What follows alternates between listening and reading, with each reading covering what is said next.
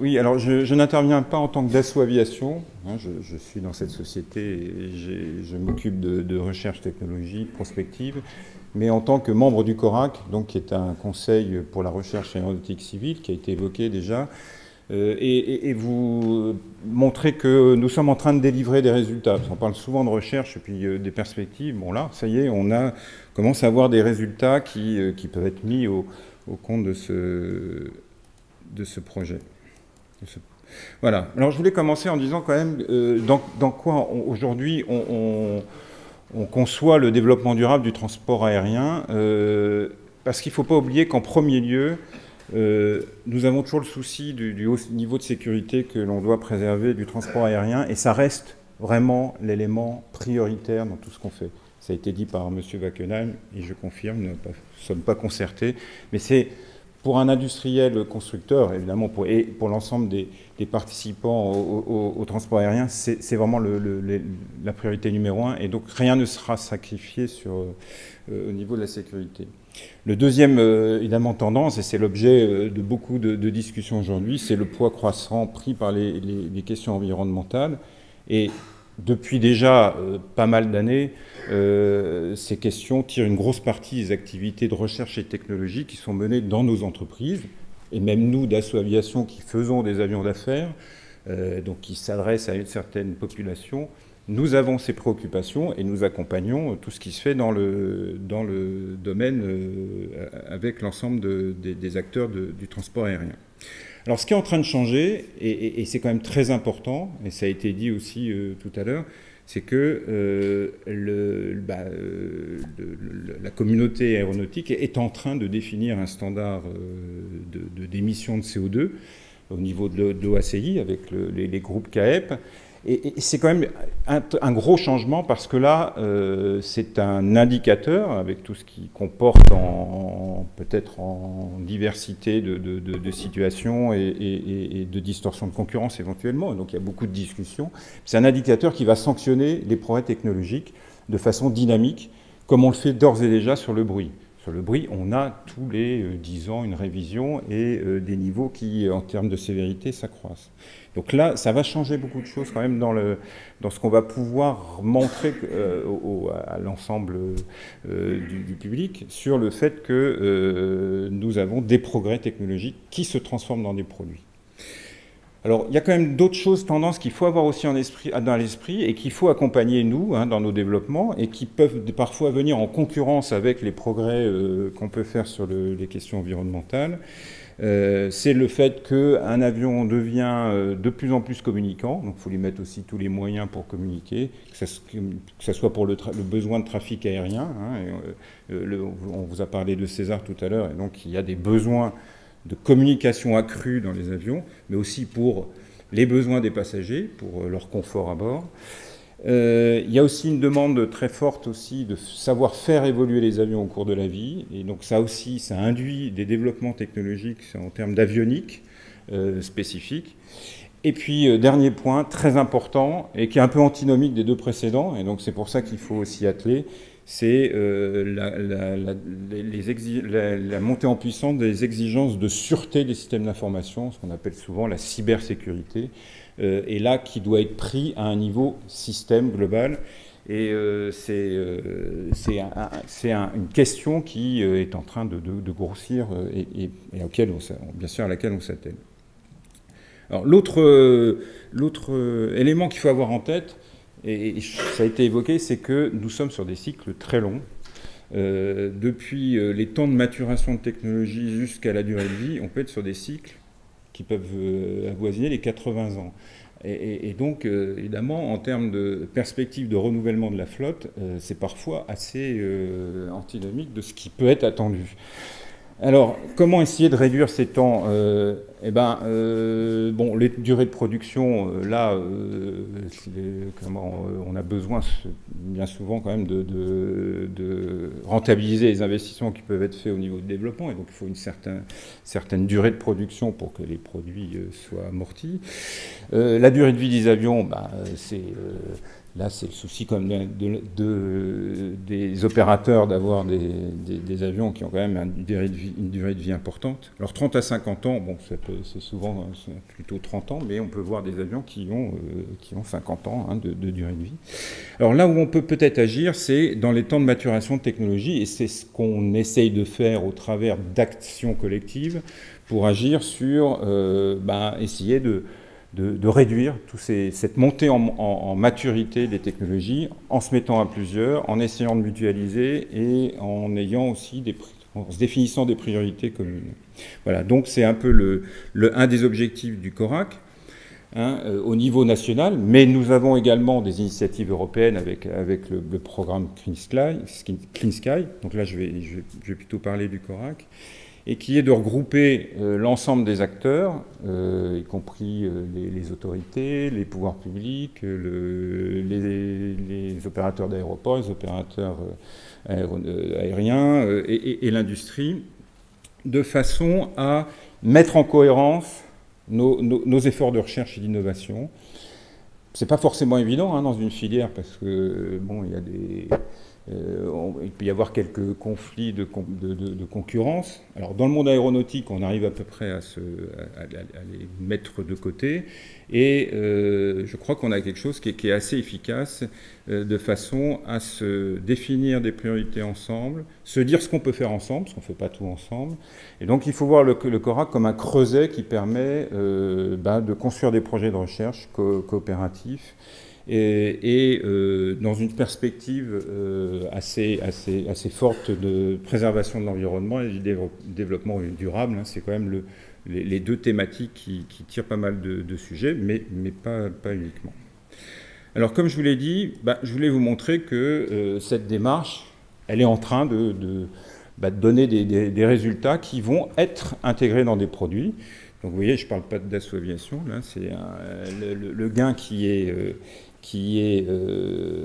identifié pour l'utilisation des composites et donc s'appliquer à la 350-1000, c'est d'apporter, au travers de recherches qui viennent d'être faites dans le cadre du CORAC, un gain potentiel en termes de masse de l'ordre de 600 kg. Donc ça, ce sont des planches que nous avons présentées au secrétaire d'État au transport, qui est l'autorité, le président du CORAC, de façon à lui démontrer que l'argent investi a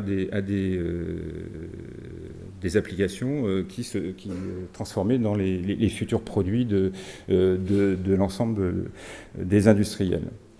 Et voilà. Et donc, comme une aussi des particularités du CORAC, c'est d'associer dès le départ l'ensemble des acteurs d'une filière, donc les PME, les équipementiers, les fournisseurs, de façon à avoir une approche vraiment coopérative de la recherche et de vérifier ensemble les gains qu'apportera le développement d'une brique technologique.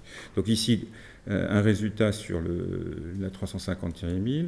Ici, l'apport du CORAC dans le développement du moteur LILIP 1A, qui a fait un premier vol cette année, hein, avec l'objectif de réduire la consommation de carburant de 15%. Donc là, on est quand même sur des améliorations significatives hein, je crois, qui ont un impact important, avec des développements très très pointus sur les matériaux composites tissés 3D, qui aujourd'hui, je crois, sont une fierté quand même de Safran pour ce moteur. Comme je vous l'ai dit, on a besoin de faire évoluer les avions et donc une des réponses, c'est d'intégrer une avionique modulaire, donc sur la base d'unités de calcul qui soient banalisées de façon à pouvoir accueillir des fonctions supplémentaires au cours de la vie de l'avion. Donc là, ce n'est pas une démarche qui est tirée par le développement durable, mais ce qu'on essaye de faire, c'est d'avoir en même temps une réduction en termes de masse, en termes d'énergie nécessaire pour l'alimentation de ces unités de calcul, et de façon à pouvoir accueillir le maximum d'applications. Et là aussi, c'est le résultat d'une démarche partenariale entre les intégrateurs et les équipementiers pour définir ces plateformes de calcul du futur, bon, qui soient le plus efficace possible. Alors un autre sujet qui nous occupe, c'est le recours à de plus en plus à l'énergie électrique à bord de l'avion. Donc on a une étape ultime qui est proposée par l'IFAN, et ça c'est une démarche intéressante parce qu'elle essaye de casser justement ces longueurs de temps de développement. Donc je crois que c'est une démarche parallèle qui est à suivre. Et en parallèle dans le CORAC, on fait en sorte d'y aller peut-être d'une façon plus progressive en électrifiant les différents systèmes de l'avion, actionneurs, remplacer l'énergie hydraulique par de l'énergie électrique pour un certain nombre de systèmes, donc essayer d'aller vers cet objectif d'économie de 30% d'énergie non propulsive, hein, puisque l'avion, il y a aussi à assurer un certain nombre de fonctions qui ne sont pas seulement la propulsion. Voilà, alors il ne faut pas oublier que dans le CORAC aussi, on soutient et on promeut des projets de recherche transverses. Donc là, vous avez un exemple avec la préparation de moyens pour protéger les avions au givrage et répondre aux nouvelles réglementations. Hein. La connaissance de la physique, la connaissance de l'environnement fait que les réglementations évoluent. Et donc on nous demande aujourd'hui de savoir prendre en compte plus d'événements en termes de givrage, donc prendre en compte ce qu'on appelle les supercooled large droplets, donc des gouttes d'eau qui ont des diamètres plus importants que ce qu'on prenait en compte jusque-là. Et donc les réglementations évoluant, il faut aussi que nos moyens de conformité et nos moyens de démonstration évoluent. Et donc là aussi, on se met ensemble pour développer de façon plus efficace autour de l'ONERA pour ce sujet.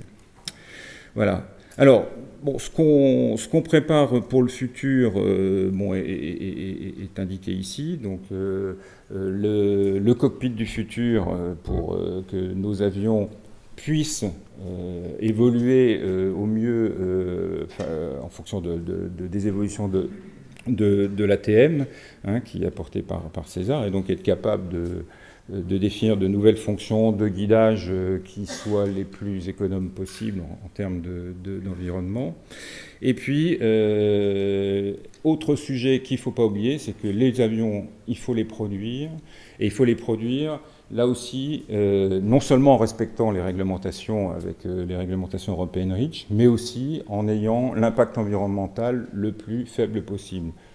Nous avons à démontrer par des analyses de cycle de vie que les filières que nous préparons sont économes en matière environnementale, en utilisation de ressources, en termes d'utilisation de l'eau et en rejet de polluants. Hein. Ça a été un peu évoqué par Charles Champion, mais aujourd'hui, les réglementations ISO 14001, etc., nous demandent de démontrer des analyses de cycle de vie. Et donc le choix d'une filière, il ne se fait pas par un souci uniquement économique, mais il se fait aussi avec un souci de minimisation de l'empreinte environnementale. Et donc là, l'usine aéronautique du futur, où nous allons travailler collectivement, va dans ce sens. Alors, les perspectives pour le futur, bon, je vais quand même essayer d'aller assez vite, parce que sinon vous allez m'en vouloir. Donc c'est un certain nombre de sujets sur lesquels on fait des développements. Sur la propulsion, aller vers des propulsions encore plus efficaces, intégrer différemment les moteurs sur les avions. On a encore plein de choses à faire là, de ce point de vue-là. Hein. Vous avez remplacer des nacelles par quelque chose qui peut être une propulsion distribuée, une propulsion plus enfuie dans la cellule. Aller vers des voilures plus laminaires, bien sûr augmenter l'efficacité énergétique globale au sein de l'aéronef, hein, et là il y a beaucoup de travaux sur tout ce qui est stockage, régénération à bord de l'avion. Et puis, en parallèle, travailler sur l'avion pour l'ATM, non pas du futur, mais encore celui d'après, peut-être avec des avions beaucoup plus automatisés. Voilà. Et donc, bien sûr, ça suppose qu'on s'appuie sur un tissu de recherche, hein, et on n'oublie pas les centres de recherche pour, bien sûr, toutes ces réflexions. Voilà.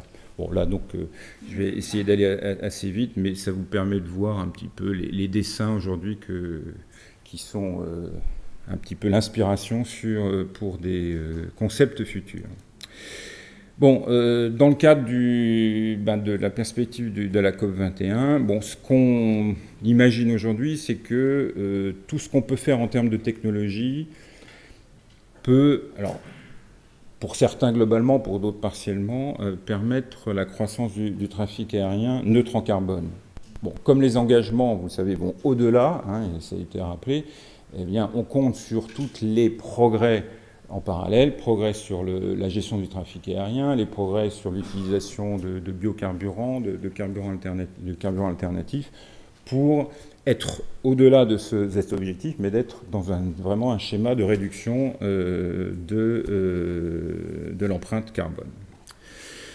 Voilà, alors je termine juste parce que j'ai pas oublié que j'étais chez Dassault Aviation, donc pour vous dire que voilà ce que peut être une vision de l'avion d'affaires à impact environnemental réduit futur, et donc les différents ingrédients qui pourraient le composer, des voilures à allongement augmenté, avec une zone laminaire augmentée sur l'avion, des capacités de réduire les charges perçues par l'avion et donc de réduire la masse de l'avion, et puis une grosse préoccupation, je reviens aux questions qui ont été posées, sur le bruit, et donc imaginer des systèmes de protection du bruit pour diminuer l'empreinte sonore au sol, parce que l'aviation d'affaires, comme l'aviation de ligne, doit se préoccuper de ce problème, sinon nos avions peuvent être interdits sur certains aéroports ou peuvent être soumis, enfin nos opérateurs peuvent être soumis à des taxes